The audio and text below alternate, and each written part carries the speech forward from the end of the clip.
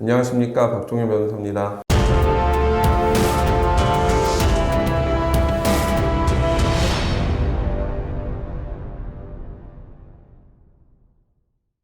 깡통 전세라는 말을 아마 인터넷이나 뉴스를 통해서 접해보셨을 겁니다. 사실 깡통 전세 내지는 전세 사기라고 하는 게 거의 동일한 개념으로 사용되는 것 같기는 한데요. 우리가 흔히 말하는 빌라나 원룸 건물 같은 거 있지 않습니까? 이제 이런 건물에 내가 임차인으로 들어갔는데 알고 보니까 내가 나중에 이제 보증금을 반환받고 싶은데 집주인이 돈이 없어요. 집주인이 돌려주지 않으면 뭐 경매를 한다거나 집주인의 다른 재산을 압류해서 받아야 되는데 경매를 하려고 보니까 일단은 이 건물이 예를 들어서 10억이라고 하면 대출은 한 5억, 6억, 그리고 내 앞에 있는 선순위 보증금은 또 한 뭐 6억, 7억 막 이렇게 돼요. 이 건물을 매각하더라도 나보다 먼저 변제를 받기로 되어 있는 근저당권자들, 그리고 선순위 보증금, 이걸 다 공제하고 나면 내가 받을 수 없게 되는 상황, 이런 상황들을 뭐 최근에 깡통전세라는 표현으로 많이 사용하고 있는 것 같습니다. 자, 그러면 깡통전세는 무조건 문제가 있냐? 사실 그렇게 단정 지을 수는 없어요. 임대차 계약은 우리가 이제 법적으로는 채권 계약이라는 표현을 쓴단 말이에요. 이 채권이라고 하는 것은 그 성질상 나중에 회수하지 못할 가능성을 늘 내포하고 있단 말이에요. 그렇기 때문에 임대차 계약을 체결한 임차인은 보증금을 나중에 반환받지 못할 가능성이 충분히 있어요. 근데 임차인들은 어쨌든 임대인들보다는 경제적인 약자잖아요. 그래서 임대차 계약이 그냥 채권적인 계약이니까 뭐 나중에 돌려받든 돌려받지 못하든 국가가 우리는 신경 쓰지 않겠다라고 나가면 이거는 약자를 보호하지 못하는 거기 때문에, 그래서 만들어진 법이 우리가 흔히 말하는 주택임대차보호법입니다. 그리고 주택임대차보호법에는 두 가지 요건을 정해서 임차인을 보호하려고 하고 있는데, 첫 번째는 전입신고를 한다, 확정일자를 받는다, 이런 용어들을 많이 알고 있잖아요. 오늘 사례에서 문제가 되는 것은 확정일자와 관련되어 있는 것입니다.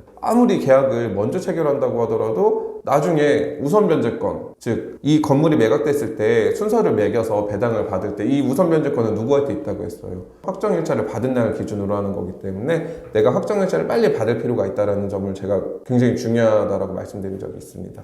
이렇게 확정일자를 기준으로 해서 나보다 먼저 확정일자를 받은 사람들을 선순위 보증금이라고 표현하게 되는데, 오늘 말씀드리는 깡통전세, 즉 전세사기 사건들을 해보면 이렇게 선순위 보증금들이 너무 높게 책정되어 있는 건물은 사실 임차인으로서는 들어가지 않는 것이 가장 좋아요. 그러나 임대차 계약 체결하는 그 시점에 임차인은 선순위 보증금이 얼마가 있는지 전혀 파악할 수 없다는 겁니다. 보통 이 선순위 보증금이 나타나 있는 내용들은 건물의 확정일자 부여 현황이라는 것을 발급받아 보면 몇 월 며칠자, 임대차 계약, 임차 보증금 얼마, 월 차임은 얼마, 이렇게까지 나와 있는데, 임차인이 계약을 체결하기 전에는 이 확정일자 부여 현황을 발급받지 못하다 보니까 당연히 임대인의 어떤 진술 내지는 공인중개사의 설명에 의존할 수밖에 없고, 사실 임차인이 이런 임대차 계약을 많이 체결해 본 그런 경험이 많지는 않을 거예요. 보통 학생들, 사회초년생, 신혼부부, 이런 사람들이 공인중개사 임대인의 말을 믿고서 계약을 진행하다 보니까 이런 깡통 전세에 휘말리게 되는 경우들이 굉장히 많다는 것입니다.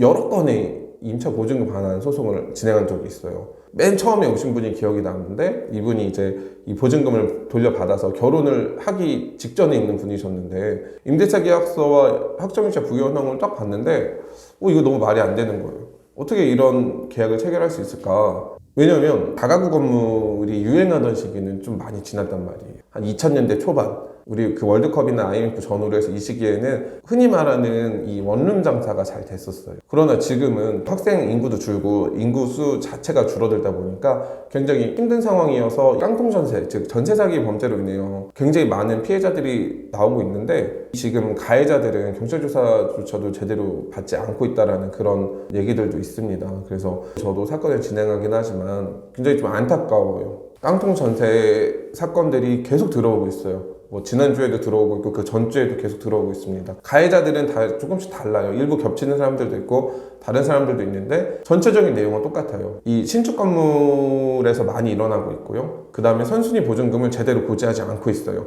이 두 가지가 모든 사건에서 공통적으로 나타나고 있기 때문에 임대차 계약 체결하시는 분들은 이 내용들 분명히 확인하시고, 만약에 임대인이나 공인중개사가 이 선순위 보증금을 고지해주지 않아요. 즉 확정일자 부여 현황을 발급받아 주지 않게 되면 이 계약을 조금 고민해 보시는 게 어떨까 싶습니다. 그리고 또 하나 더 말씀드리고 싶은 것은 서울보증보험증권 같은 회사에서는 이 전세 계약에 대해서 보증보험 증권을 발급해 줍니다. 비용이 그렇게 많이 발생하지는 않아요. 그래서 내가 이 보증금을 반환받지 못하게 되는 보험사고가 발생했을 때 서울보증보험증권에서 나에게 먼저 보험금, 즉 임차 보증금을 먼저 주고요. 서울보증보험은 임대 있는 상태로 소송을 해서 받아가게 됩니다. 그래서 이 제도까지 잘 활용하셔서 임대차 계약 끝나고 나서 좀 보증금 잘 반환받으실 수 있도록 하셨으면 좋겠습니다. 저희가 이 깡통전세 사기친 사람들에 대한 수사 상황이나 향후의 재판 진행 상황들은 제가 조금씩 개인정보가 침해되지 않는 범위 내에서 좀 알려드리면서 이러한 일들이 발생하지 않도록 조금 도움을 드릴 수 있도록 하겠습니다. 오늘 영상 이만 마치겠습니다. 감사합니다.